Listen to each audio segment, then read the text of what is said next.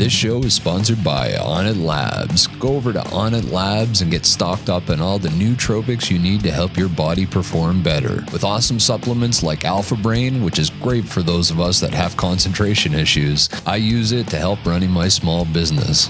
After working long days with complex programming, I need to focus, and Alpha Brain helps me do so. So go over to bravenewmedia.tv/onnit and check them out. That's bravenewmedia.tv/ONNIT.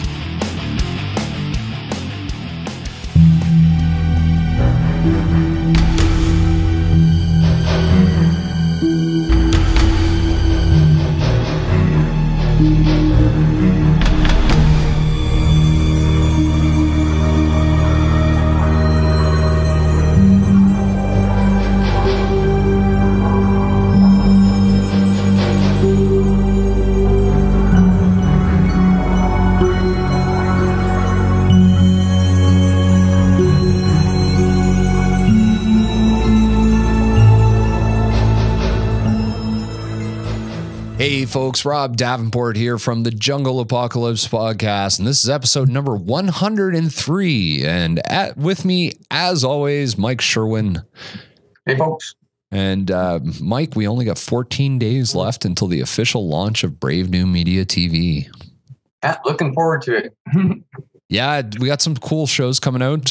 Probably going to make an announcement or two in the next week on that. And there'll be tons of content over there. So go check it out, bravenewmedia.tv.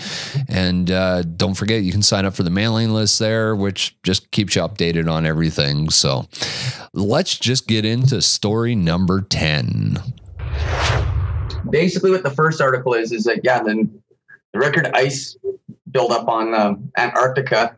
It's what was it? It was like 75,000 square miles of ice extra onto the ice buildup of Antarctica. And a lot of people are saying that, yeah, this is like global warming doesn't exist thing. But what they don't realize is that this ice buildup is actually a symptom of the global warming or global climate change, if you prefer. Basically, from what I've gathered from doing research and stuff is once the world's oceans currents or the trade currents start to slow down and they start to shrink because they got more cold water in them instead of the warm water that they're bringing to these colder regions, it's starting to cause more ice to build up in both the Arctic and Antarctic. Because last year, I believe we had a record ice buildup in the North Arctic too.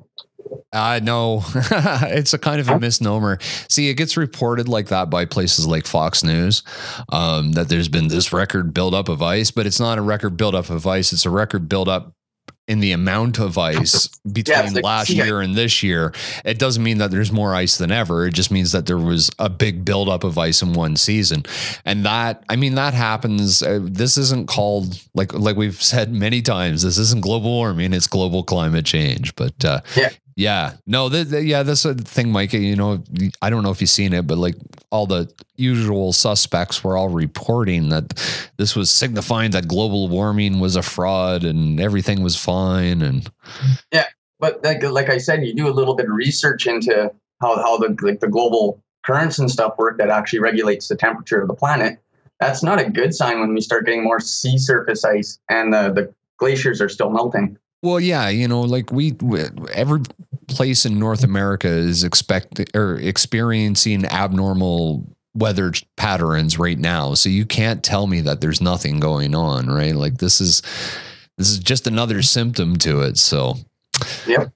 All right, let's get on to the next story. Now, this is one of my favorite ones.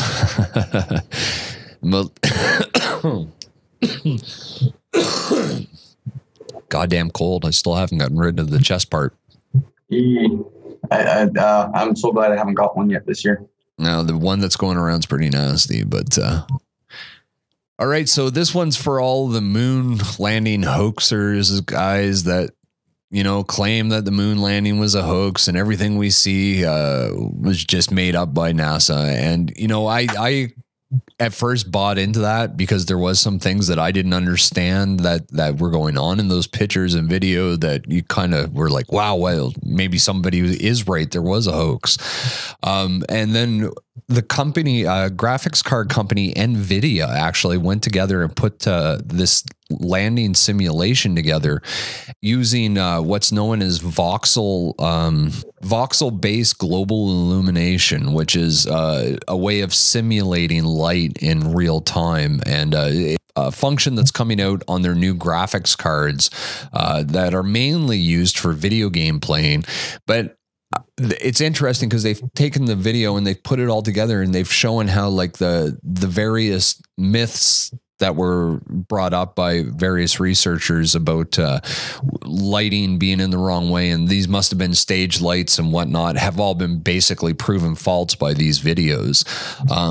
There's still, you know, like things like, even they talk about how the stars are not visible in the background of the video, and then they explain to you why, and they show you exactly how it's an exposure issue on the camera. It's kind of like if I went out tonight and there was a bunch of stars in the sky and I was in a lit area, I wouldn't see anything but black in the background. I wouldn't get glimpses of the sky or of the night sky. And it's the same kind of thing. There's a lot of these, you know, optical light things that people don't quite understand. And that's how these hoaxes get spread around. Did you have a chance to watch it, Mike? I haven't watched the video, but I did go through the article there, and the way they explained how the light was reflecting off the surface of the moon and stuff, and how it's like the sun's 170,000 plus lumens or something like that per square mile per light. That even with the 10% of the reflected of the sunlight reflected by the moon's surface would still create like something like 2,000 or 2,000. No, it was 100 watt bulbs per square mile of reflected space off the moon, which was kind of neat. And that kind of shows how the light could be reflected back off of the astronauts and such, so that they would have the proper lighting when they were taking the pictures or videos of their moon landing. Yeah, it's a pretty interesting expose, and if you haven't seen it yet, I highly recommend that you go over and check it out. And we'll just get on to the next story.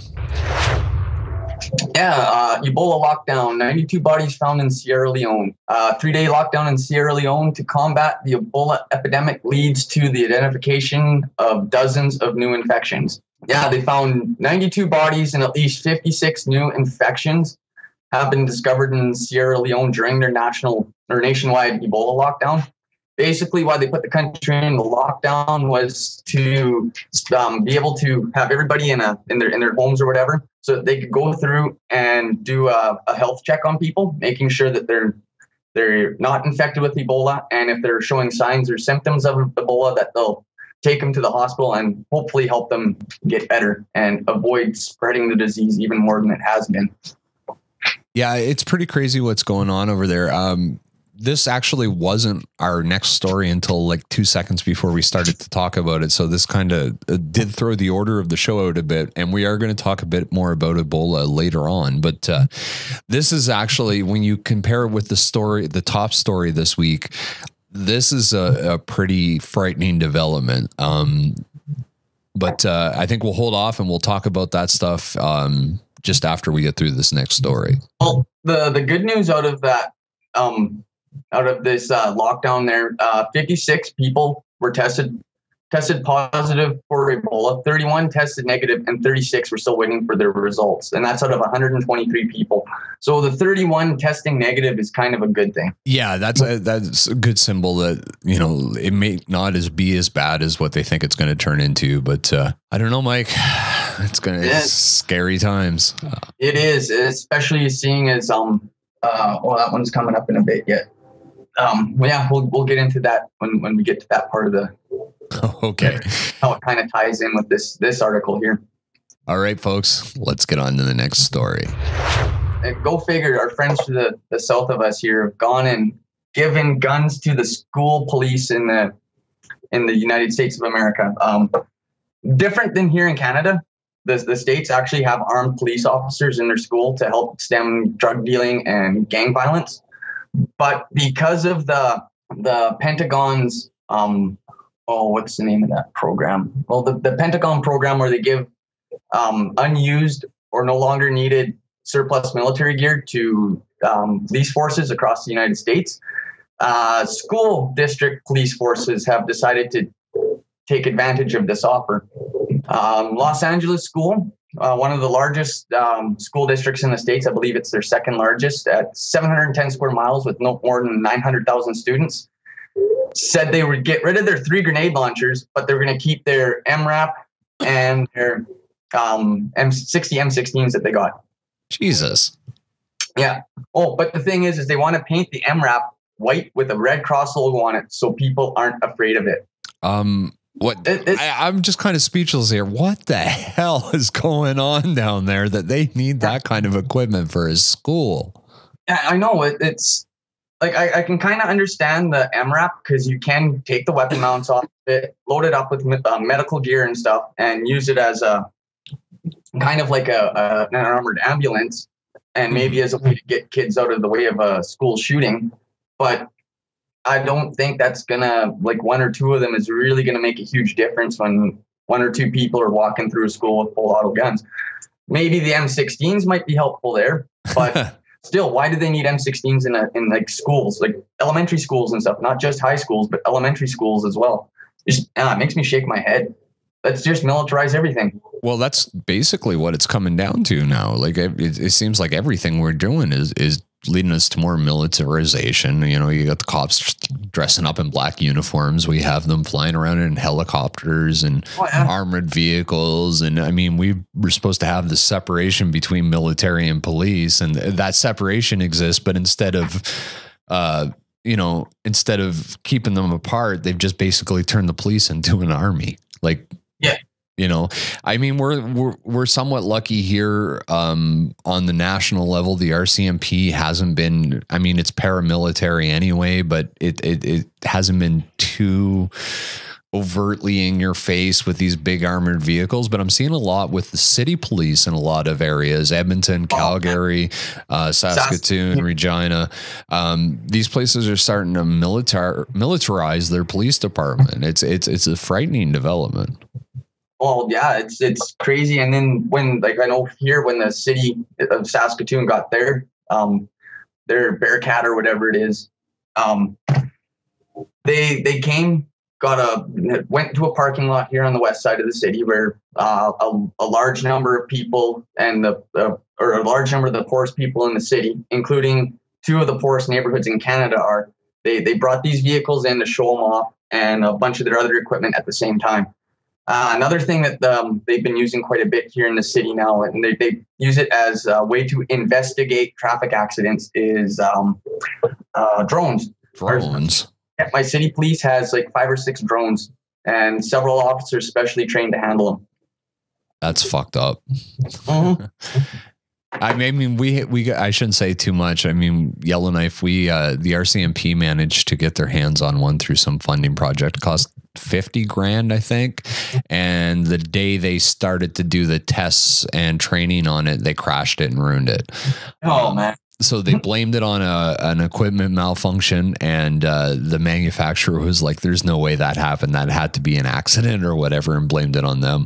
I don't know what has ever happened. I haven't seen any drones flying around, so I'm guessing that it's not still active. But yeah, I mean, I can understand drones to a point. I think regardless of how people feel about it right now, it's kind of a foregone conclusion that we're going to have drones of various types in the sky, whether it's private, commercial, spying or delivering your Amazon packages.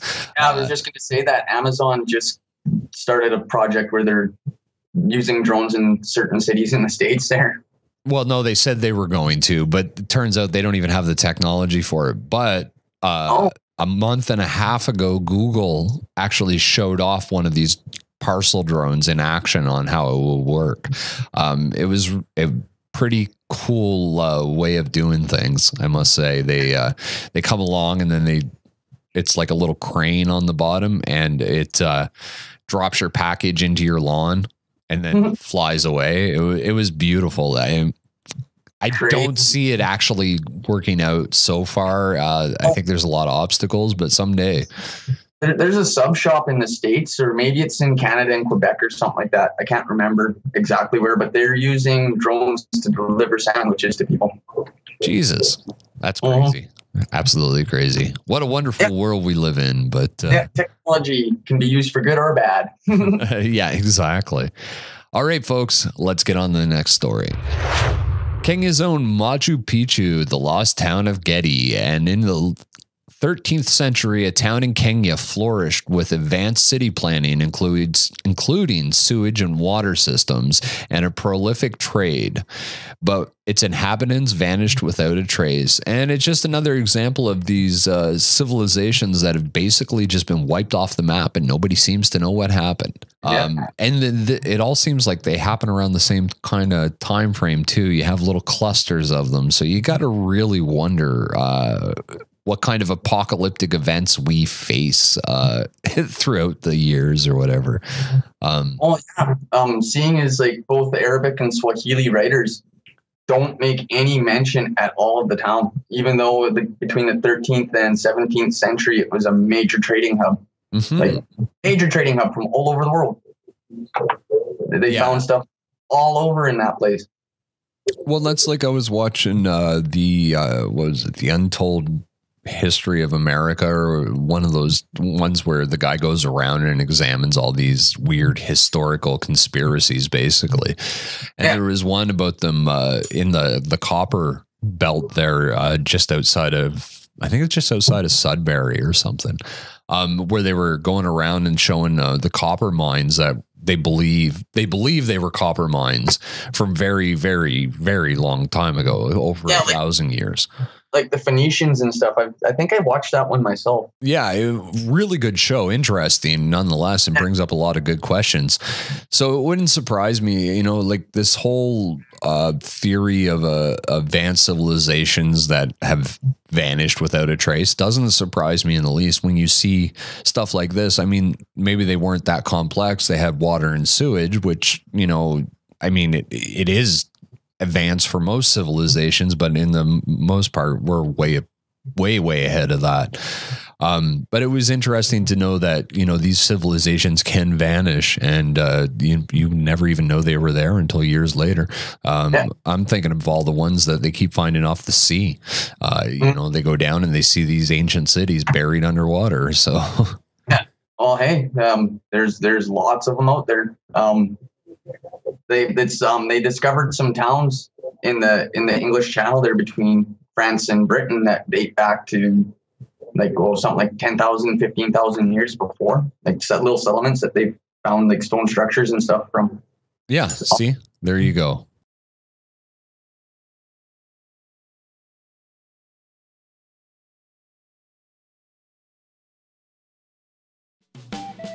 If you're trying to quit smoking and having a hard time to go cold turkey, I personally used e-cigarettes to kick the butts to the curb. But with a lot of other e-cigarette producers, quality and safety becomes an issue. That's why we recommend Halo e-cigarette products.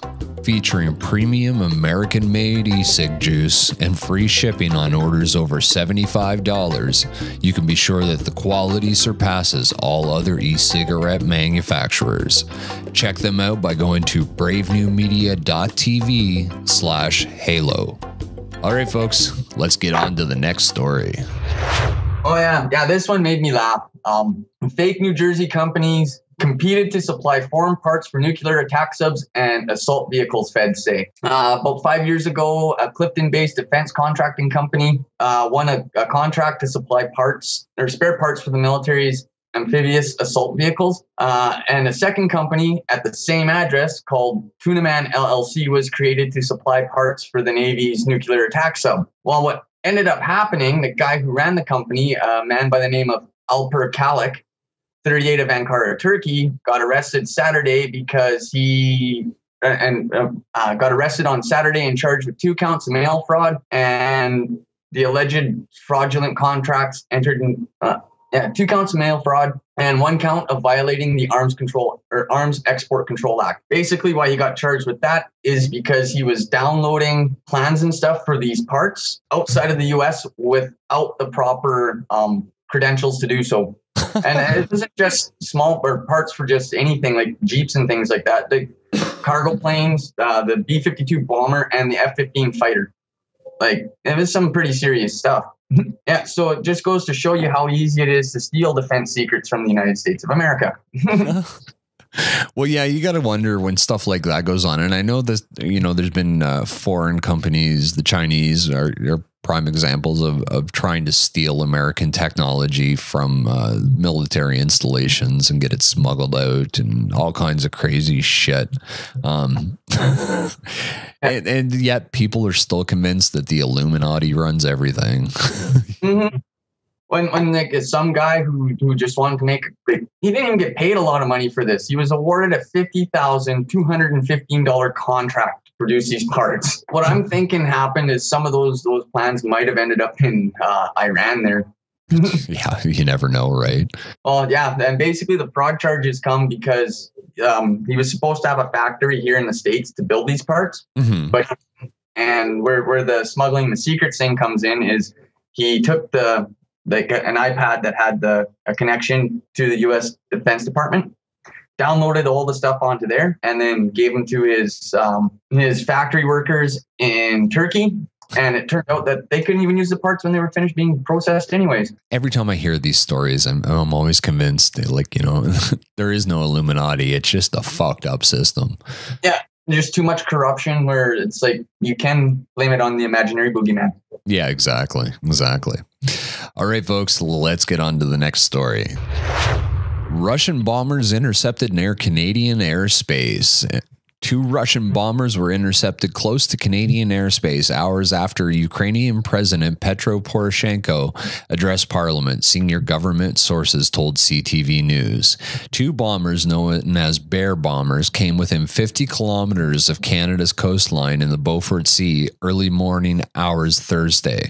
And basically, I'm not going to go through and read the entire thing, but they scrambled 2 CF-18s out of Inuvik, Northwest Territories, which is pretty much right as far north as you're going to get. And they met up with the Bears and shadowed them for a while, and then they flew off. This is becoming all too more common, though, because Friday, it was two Russian fighter jets ended up flying off the coast of Alaska and were met by 2 F-22 Raptors. So that all happened within a few days. And then just a few weeks ago, the Russian military took a little bit of a buzz flight with 2 fighters and I believe a refueling jet around a Canadian frigate in the Black Sea. So see there. Yeah, like this is becoming a bit of a concern for me. I mean, we're not that far away from the Arctic coast, right? And we keep pissing off the Russians. That's the thing that gets me about it is Harper acts so tough on the public stage about what Canada's going to do, but when it comes down to it, we don't have any military to speak of anymore. They've totally dismantled it. So what are we going to fight them with? Sticks? More than likely. Well, or are they probably just going to hope that the Canadian citizens, instead of getting invaded, will just stand up for themselves and say, hey, we got guns here, let's help each other out and take care of the problem themselves? I guess maybe, but I don't know, man.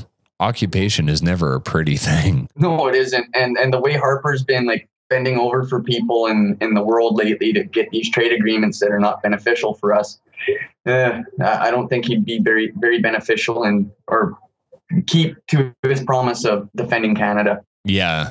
Well, as much as I hate to say it, I think we're almost better getting Trudeau in there now. I'm hoping he won't be as warlike, but then again, you never know with these guys, and I guess it all depends on who's funding their campaign. So, hey, they all figured Obama was going to be a non-warmongering person so much they gave him the Peace Prize. Well, that's what I said when they put Harper in. I was like, it's like they're setting up our own George Bush, where we're going to hate the guy to the point where we're so happy to get the other guy in that's claiming all this stuff. We'll just turn our heads while he does all the fucking nasty shit. Yeah. But I don't think Trudeau has the pull that Obama had in the States. Like, people like him, but I think everybody's a little leery. I think part of the reason why Trudeau went with the pro pot stance is to get those voters in the extreme hippie community. Oh yeah, for sure. Well, I mean, you look at the percentage of population that want marijuana legalized. It's a large segment, so just playing that card would be great. Now, his dad was going to implement legalized pot, or at least decriminalize it. He got shut down by the U.S. And then we had Chrétien, who tried to legalize it, and he got shut down by the U.S. So I'm wondering if we're going to get shut down by the U.S. this time, now that 2 states in the U.S. have legalized pot. So I have a funny feeling that's going to be his big calling card is that he legalized weed and then fucked us every other which way but sideways.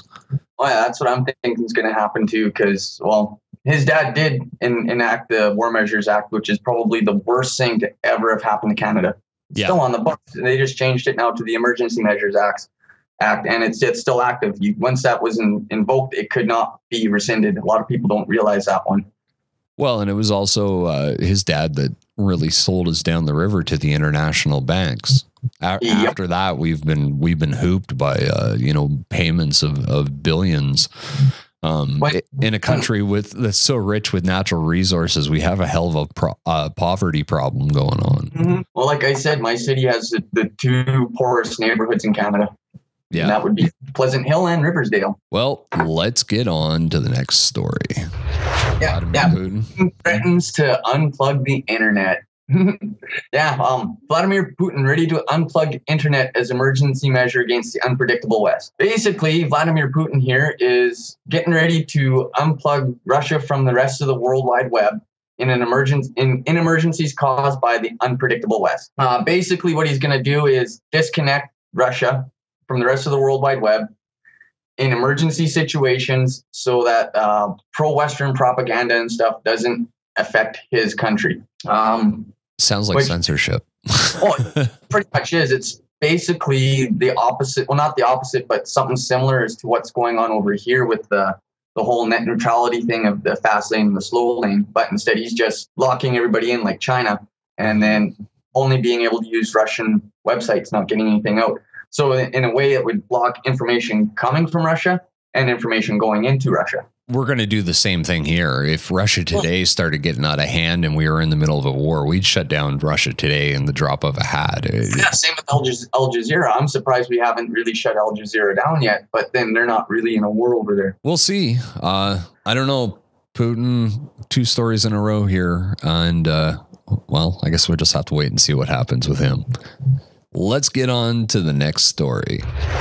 And like we were talking last week about, the guy that left the Winnipeg biolab, level 4 biolab with Ebola samples and was taking them to his new job so he didn't have to restart his research. Thankfully, we're starting to see stories like this come out where new tracking technologies aim to prevent sloppy handling at U.S. biolabs. The 2 months after safety breaches at federal labs first set off public furor, top health officials are additioning new checks on workers' safety, including specialized time-lapse cameras and digital worksheets to track crucial steps as bacterium inactivation.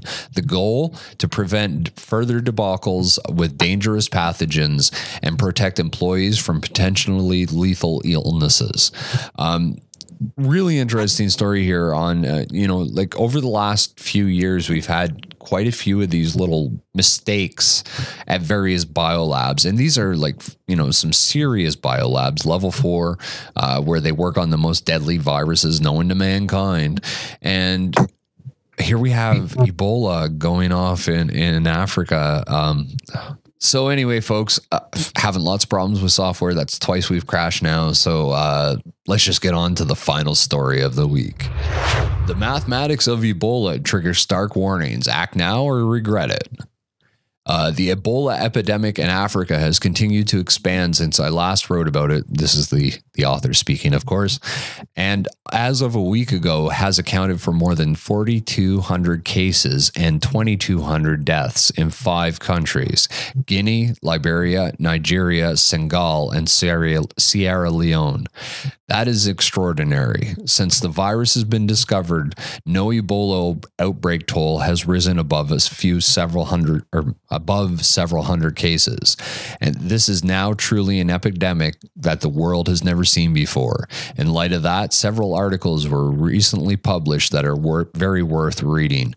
And it goes through and it talks about how Ebola works, and why everybody is scared, but they're not necessarily saying things in public, just because of the fact that kind of fear can cause a lot of panic, and panic is the worst thing that we can have in a situation like this. As they're starting to see in Africa, a lot of it is these people are panicking and thinking it's some sort of curse or a conspiracy by the American government, which, hey, you know what? Who knows? But the interesting thing is that this outbreak could go as high as 77,000 to 277,000 cases with current projections of how the virus is acting, based on known scientific data from previous years.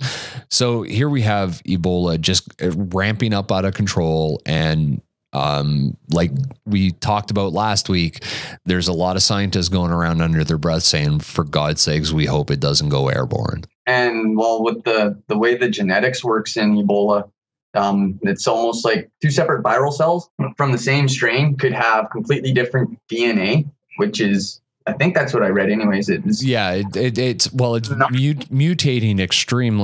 extremely fast. And that's very worrisome. From what I understand, this is the first time that it's mutated so quickly. And with other nasty infections going around out there, that I'm thinking of the D68 that we talked about last week. Enterovirus last week, yeah. Yeah, I'm wondering if that's what I had the week before the show, because I'll tell you, last show I felt like a bag of hammers when we were recording, and I'm still not feeling that great. But if somehow there's a virus similar that is airborne and happens to mix RNA and it mutate the right way, it could happen. And I think that the chances of it happening, the more people we see infected, the higher it's obviously going to be. So yeah, and this one doesn't show any signs of slowing down at all either. Yeah, crazy. Absolutely crazy. So anyway, folks, that was the top 10 stories of the week. A little bit of a shorter episode thanks to all the crashes and computer problems before we're recording. So don't forget, we only got 14 days left until bravenewmedia.tv is officially launched. The Roku channel should be out on the day we launch, maybe a couple days after if Roku's slow on approving the app. We've got everything all set up. We got a bunch of new shows coming.